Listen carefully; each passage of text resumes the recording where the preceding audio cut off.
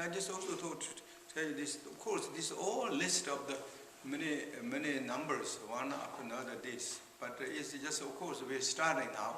We're starting that, that's what we're learning and going through all this one after another, as much as we can, or we can in our time. That.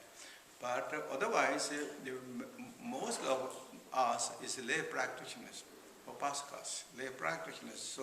So this is not something that you have to completely know that. But if you know a little bit, as much kind of, even roughly that you had understanding, then it's really good. Because what in the teachings, I will talk those later, that, but it will bring a little more kind of like mindfulness, alertness, and consciousness. It will help our practice in meditation. So even though it's a lot of many numbers and this and that, you don't have to really concern and worry. I know generally everywhere I go or teach, when we talk a lot of numbers, then people kind of feel that even though you all been in the college and started in university, all that, I'm sure there's a lot of list of numbers explaining this and that in college, but then still kind of like people kind of not so excited with the numbers. and so I know that is. Also for me is kind of like one after another, quoting in the two different languages or thinking in the Tibetan language and talking in English sometimes. Sometimes it's a little bit mixing out and all that, not flowing so well that I know this is kind of a little bit hard, but at least recollecting to the recounting in the teaching of the greatest teacher Buddha Shakyamuni, his teachings on the really love and kindness and compassion, how we improve ourselves and benefit to others. So as much as we can remember and as much as we can think, it is really good. It is like as round cake. Small bite is delicious, big bite is delicious. It's just delicious. So don't have to really kind of concern, oh, I don't remember this and that things. But even the smallest thing just is really big benefit. It's just helping. It's just rings to the heart, rings to the air so nicely. Oh, that's really true. I mean, it's also so practical. The Buddha, I mean, I said in teaching, and it's also in the Buddhist book mentioned that Buddha never made the rules. This whole rules is happened. It's not really like Buddha made a rule and then saying that, oh, I created this, I'm ordinary. It's everything is really happened in that time. And many great masters said, that happened, thank you. Really said, otherwise we won't have the rules like this. Because Vinaya, this has, most of this also happened, so many of those detailed things happened because of these 6 naughty monks and 12 naughty monks. Nuns. 12 naughty nuns. Created that they did, and the Buddha said, no, that. But if they didn't act, this won't happen.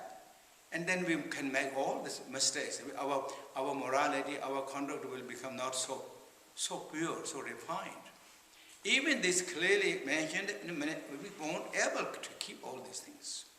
It's not just only us. In the teaching it said, it's very difficult to keep all this.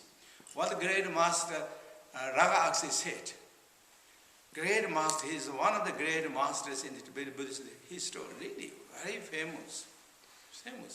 So then since he became very famous in his lifetime, so they asked him, all the great masters, they can do a lot of miracle activities. Master, you will do miracle activities. Would you show us some miracle activities? The student asked. He said, my miracle activities are keeping vows perfectly beautiful. That is my miracle activities.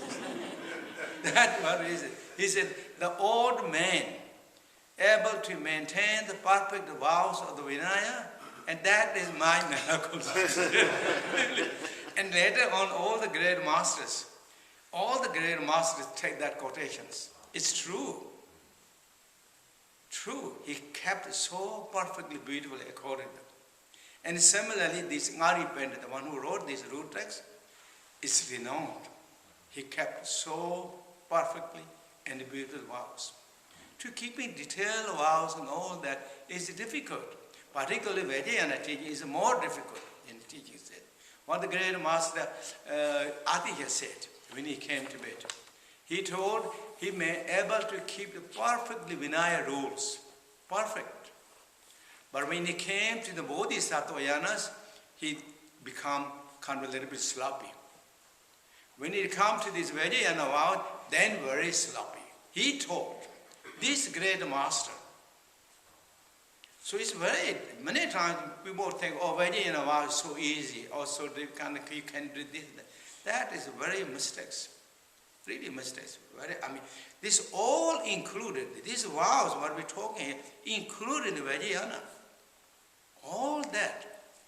So therefore, with kind of a little bit knowledge, have a little bit shine on the knowledge. We know that ignorance is bliss, but ignorance when it's bliss is not that bliss, it's forever bliss. It's maxed out. So it's let it shine on the light, on the surface, and we know a little bit on that, really, really good. And that's what I think this this Mongolian Gepi said, when I don't know the Vinaya, I have the vows. He said, it's true. He don't know, that is just, he didn't say that, but ignorance is bliss. So it's comfortable. But when he read the Vinaya, he said, my vows are gone. So that's, so it's good. Really, okay, thank you. And then we're talking about the, what's called now, the stupa side, but we're having, I'm sure you already know that, but we have a really nice, beautiful, another